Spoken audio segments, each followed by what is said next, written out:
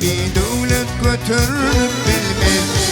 Bana olur aldı aşağı yetendi.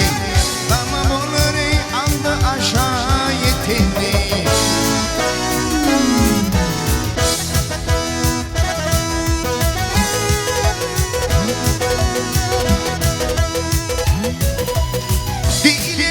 Ananma yetirmen gözüm, ne kefe anan tanıdırır yüzüm.